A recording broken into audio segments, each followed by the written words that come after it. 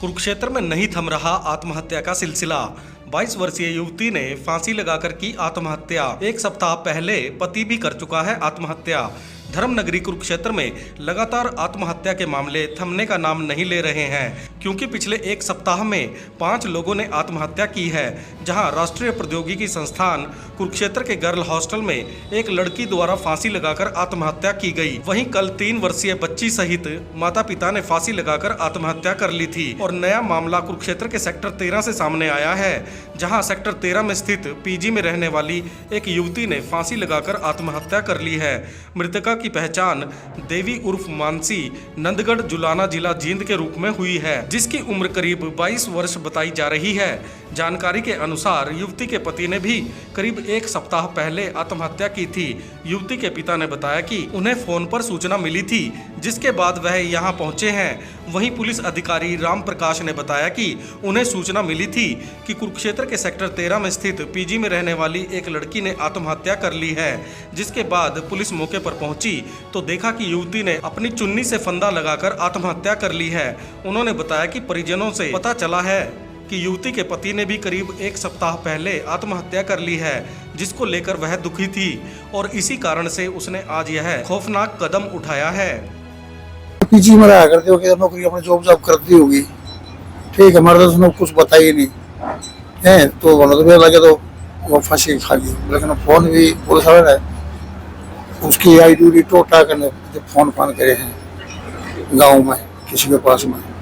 जब गाँव वाले हमारे तो पता ही है, जब हमारा यहाँ उनके पति भी पहले एक हफ्ता पहले उसका पति मर गया।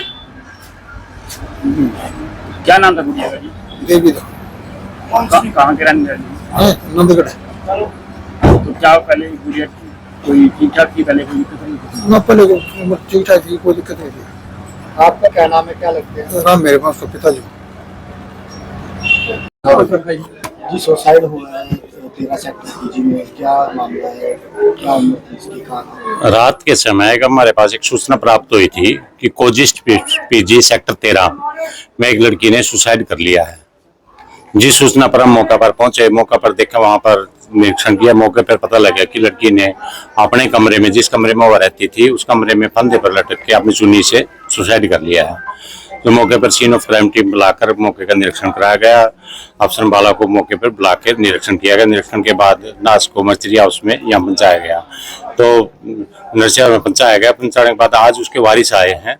वारिसों से पता चला कि लड़की का जो हस्बैंड था, एक हफ्ता पहले उसने भी गांव चौपड़ी त्रावड़ी में सुसाइड कर लिया था हैंगिंग के द्वारा, ठीक है। जो उसकी टेंशन में ये खुद मानसिक रूप से परेशान थी, जिसकी वजह से इसने अपनी लीला समाप्त कर लिया है करके, जिसका पोस्टमार्टम कराया गया। जो भी कार्रवाई उचित होगी कार्रवाई में ले लेंगे। इसकी उम्र करीब है 22 साल के करीब।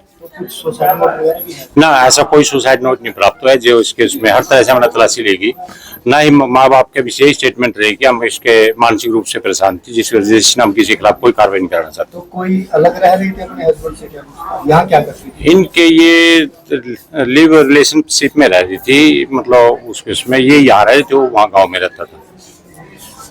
बस आपस में टेंशन थी, वही मेरे पति ने सुसाइड कर लिया मेरे उसने, जिस वजह से मानसिक रूप से परेशान होने के बाद इन्हें खुद ही कमरे में वो कर लिया। लिविंग में थी? हाँ, लिविंग में थी अभी। जी सर। जी सर। मकान मालिक जो पीजी का मालिक था हर्षदीप, उससे हमने इसकी आईडी वगैरह पता किया था। जो उसके पास इसकी आईडी नहीं थी कोई भी, ना ही उसके पास पूरा पता था, जिस कारण हम इसका पोस्टमार्टम नहीं करा सके। आज वारसान के आने के बाद ही इसका पोस्टमार्टम से पता लगा, फिर पोस्टमार्टम कराया हमने। जो इसका मोबाइल था, मोबाइल से इसका माता पिता का नंबर ढूंढ के तब जाकर उनको सूचना करके बुला कर पोस्टमार्टम किया। क्या कहना चाहेंगे पूरे पीजी वालों को, जैसे उनको आईडी प्रूफ उनको लेना चाहिए? नहीं, पीजी वालों को अपना पूरा आईडी प्रूफ सारा कुछ कंप्लीट है, एड्रेस, मोबाइल नंबर, वारिसों का सब कुछ उनके पास होना चाहिए, ठीक है ना। और जैसे समय समय पर बच्चों की मीटिंग भी लेनी चाहिए कि बच्चों की किसी का दुख दर्द है, कोई वो है, पीजी वालों को इन चीज का ध्यान रखना चाहिए, ठीक है।